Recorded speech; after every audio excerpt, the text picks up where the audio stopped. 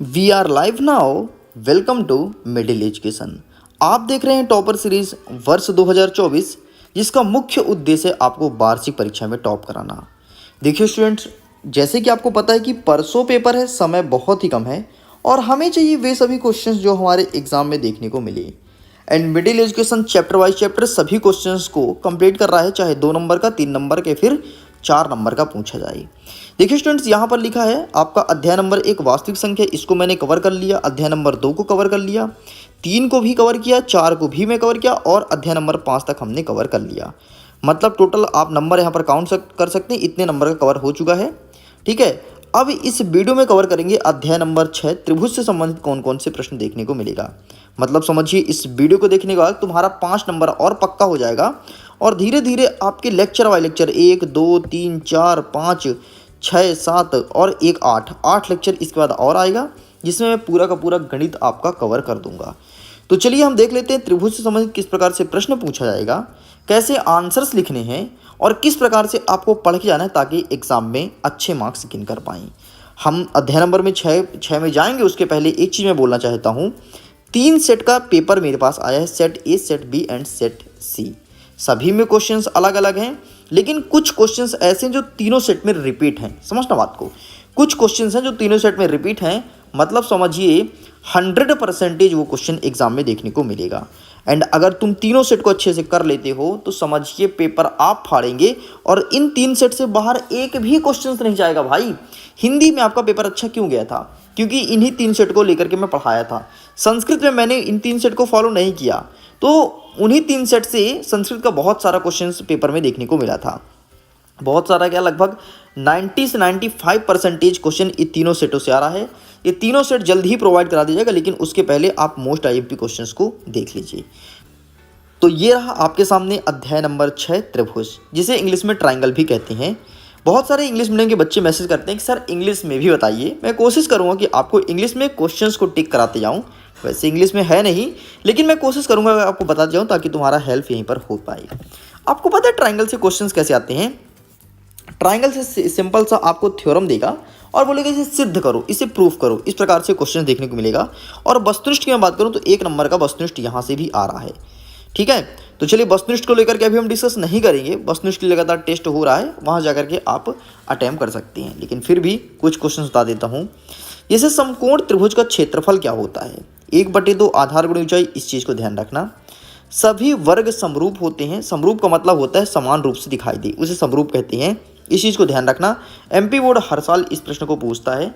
खाली स्थान में पूछे, सही विकल्प में, सही जोड़ी में, सत्य सत्य में, कहीं पूछे, लेकिन इस क्वेश्चन को देखने को मिलता है। चलिए नेक्स्ट आता है, पाइथागोरस प्रमेय को देने वाला कौन था?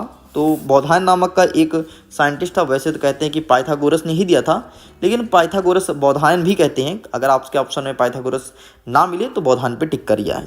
ठीक, इस चीज़ को ध्यान रखना। चलिए जी आगे बढ़ते हैं। नेक्स्ट हम अब कवर करते हैं सीधे 2 नंबर के क्वेश्चन से। ठीक है, सबसे पहले देखो समरूप आकृति का एक एग्जाम्पल क्या होगा। तो जैसे आपका 2 वर्ग हो गया, वो समरूप होते हैं। ठीक है, ये फिर त्रिभुज हो गया, और त्रिभुज कैसा हो? समबाहु, समद्विबाहु हो।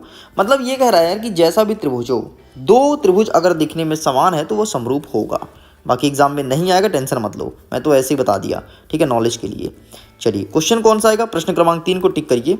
ये आपके एग्जाम में देखने को मिलेगा। बोला है कि दी गई आकृति एक डी और ई और परपेंडिकुलर है बीसी पर, तो आपको एडी का वैल्यू फाइंड करना है। एंड इस प्रकार से आपको इमेज देखने को मिलेगा।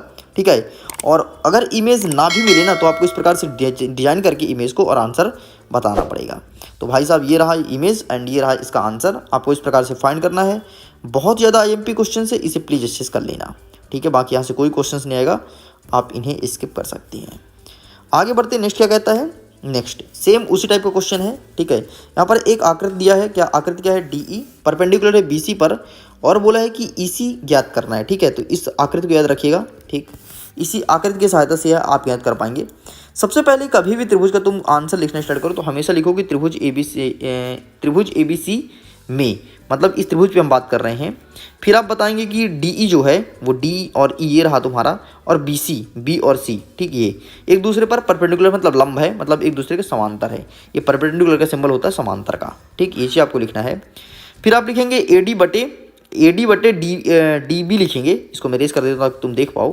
अब आपका ए डी हो गया और इसके बटे में क्या हो गया, डी बी हो गया, और इधर बराबर करके लिखोगे ए ई बटे ई सी, इस प्रकार से आपको लिख देना है। एंड अब देखो सिंपल से करना क्या है यार, ए डी का जो मान है और डी बी का जो मान है वो मान यहाँ पर रख दिए, यहाँ पर तुमने रख दिया ए ई का और हमें ई सी का निकालना है। ठीक, तो इस प्रकार से आप सॉल्व कर लेंगे तिरे गुणा करके और आपका आंसर आएगा 2 सेंटीमीटर। आपके एग्जाम में देखने को मिलेगा, इस चीज़ को ध्यान रखिएगा। ऐसे क्वेश्चंस हर साल एमपी बोर्ड पूछता है।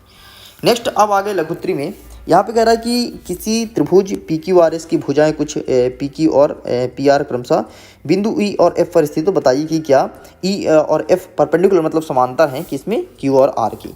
अब देखो बेटा यहाँ पर आपको कुछ वैल्यू दिया है, मतलब सिंपल सा आपको प्रूफ करना है। यहाँ पर इसका वैल्यू इसका वैल्यू इसका वैल्यू इसका वैल्यू दिया गया है, तो बस कुछ नहीं यार, सिंपल सा आप इसे सॉल्व कर लो। इससे बना लो समीकरण नंबर 1, किसको इसकी सहायता से पी ई और ई क्यू की सहायता से, और इसको बना दो समीकरण नंबर 2। अब 1 2 से पता चलता है कि ये बराबर नहीं है, तो इस नॉट इक्वल टू सिंबल लगा दो और बोल दो कि ये बराबर नहीं है। ठीक है, वैसे क्वेश्चन कभी आते नहीं हैं, लेकिन इस टाइप के क्वेश्चन इस बार पूछे जा सकते हैं। ठीक, नेक्स्ट क्या कहता है, ये भी आपकी परीक्षा में नहीं आएगा, आप टेंशन मत लो, स्किप कर दो। जिस क्वेश्चन को मैं टिक नहीं करता उसे तुम छोड़ दो, कोई दिक्कत नहीं। ठीक है, नेक्स्ट देखते हैं। तीसरा नंबर कहता है कि लंबाई 6 मीटर वाले एक ऊर्ध्वाधर स्तंभ की भूमि पर ऊंचाई 4 मीटर है, जबकि उसी समय एक मीनार की छाया की लंबाई जो है वो 28 मीटर है, तो मीनार की ऊंचाई हमें फाइंड करनी है। ठीक है, तो ये चीज़ आपको एग्जाम में देखने को मिलेगा। सबसे पहले पहला वाला चित्र बना लो, फिर एक दूसरा बड़ा वाला बना लो, और इसमें आप डिफरेंस निकाल करके और इसको सॉल्व कर दो कुछ इस प्रकार से। 100% आपके एग्जाम में आएगा, इस क्वेश्चन को अच्छे से प्रिपेयर करनी है। ठीक, बाकी छोड़ दो इसे, कोई दिक्कत नहीं, यहाँ से कोई भी क्वेश्चन नहीं आ रहा है। नेक्स्ट आगे बढ़ते हैं, यहाँ से भी नहीं आ रहा, आप इसे भी स्किप कीजिए, इसे भी स्किप कीजिए। चलिए आगे देख लेते हैं। नेक्स्ट क्या कह रहा है, दी गई आकृति में कोण पी का मान हमें ज्ञात करना है। ठीक है, तो इस क्वेश्चन को अच्छे से प्रिपेयर कर लें, 2019 में ही पूछा जा चुका है। कोण पी का वैल्यू कैसे फाइंड करेंगे, यहाँ पर पूरा लिखा गया है, और ये क्वेश्चन बहुत ज़्यादा इंपॉर्टेंट है एग्जाम पॉइंट ऑफ व्यू से। क्या कहता है, सिद्ध कीजिए कि त्रिभुज की 2 भुजाओं के मध्य मिलने वाली रेखा तीसरी भुजा के समांतर होती है। इंपॉर्टेंट क्वेश्चन है, इसे भी आपको प्रिपेयर करनी है। ठीक, बाकी कोई क्वेश्चन नहीं आ रहा, आप इन्हें स्किप कर सकते हैं बेझिझक। चलिए दीर्घवृत्त देख लेते हैं कि 2 क्वेश्चन अगर बन रहे होंगे तो इसको भी हम टिक करा देते हैं।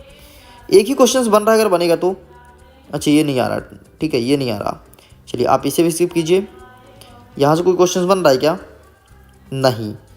यहाँ से देख लेते हैं कि क्या कहता है, सिद्ध कीजिए कि यदि किसी त्रिभुज की एक भुजा के समांतर मध्य अन्य 2 भुजाओं के भिन्न भिन्न प्रतिच्छेद करती है, तो नहीं पूछेगा, नहीं पूछे, कभी नहीं पूछता। इतना कठिन टाइप के क्वेश्चन इस चैप्टर से आएंगे नहीं, क्योंकि इस चैप्टर से केवल और केवल 5 नंबर का प्रश्न आएगा, उसमें से एक तो वस्तुनिष्ठ चला गया, बचा 2 और 3 नंबर, बस वैसे क्वेश्चन देखने को मिलेगा, है ना। तो इस प्रकार से आपका ये अध्याय कंप्लीट होता है। जल्दी मिलेंगे नेक्स्ट पार्ट की वीडियो में, जिसमें अध्याय नंबर 7 निर्देशांक ज्यामिति को कवर करेंगे। और मैं बता देता हूँ, अध्याय नंबर 8 तक का टेस्ट हो चुका है।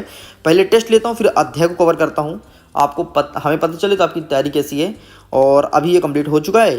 अगर इसके पीडीएफ को डाउनलोड करना है तो लिंक डिस्क्रिप्शन बॉक्स में दिया गया है, जाइए जाकर के अपने इस पीडीएफ को डाउनलोड कीजिए। जल्दी मिलेंगे नेक्स्ट अध्याय के साथ। सो वीक के लिए बाय बाय, एंड एग्जाम के लिए ऑल द बेस्ट।